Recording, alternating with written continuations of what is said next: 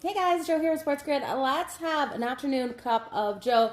Watching these early games here and looking at the afternoon slate, we have the Atlanta Falcons taking on the Denver Broncos. I do think the Atlanta Falcons are in trouble. We're going to look at the Denver Broncos here to bring the blitz. They're going to be all over Cousins, and I do think Cousins makes those mistakes out there. Minus 140 for the anytime interceptions. The books are thinking it too. I do think the defensive touchdown is in play here. For the Denver Broncos, that's coming in at plus 700. I'm going to take here Zach Allen for the anytime sack. It's coming in at plus 130. I do think he'll make it to Cousins today. We know this Denver Broncos defense is solid, especially at home. Now, can Bo Nix and the offense keep them in the game? Cortland Sutton get in the end zone. He's coming in at plus 160. I do think he gets there. Bo Nix, I think after what we saw last week, he looked poised and confident. That offensive line will hold in front of him. You can take him for over 207.5 passing yards at minus 110. I like it. I also like him for over 1.5 passing touchdowns. That's coming in at plus 148. Looking at the Atlanta Falcons, this isn't a defense that is great in either stopping the run or the pass. So I do think Bo Nix can have success.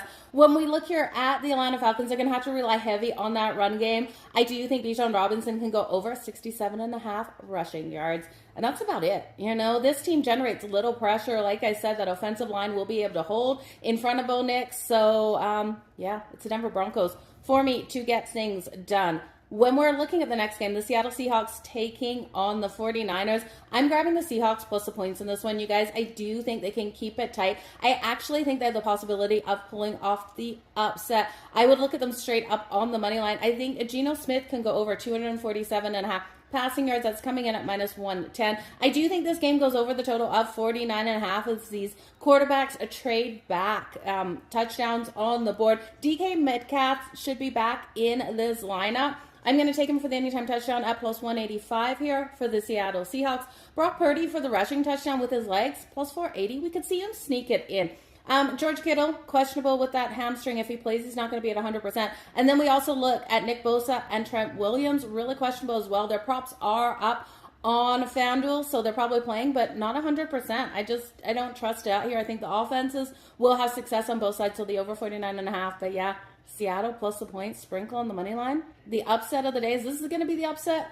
Who knows? You guys, all the best. I'm taking it, though. All the best in all of your bets. If you want my bets, the Kansas City Chiefs versus the Buffalo Bills.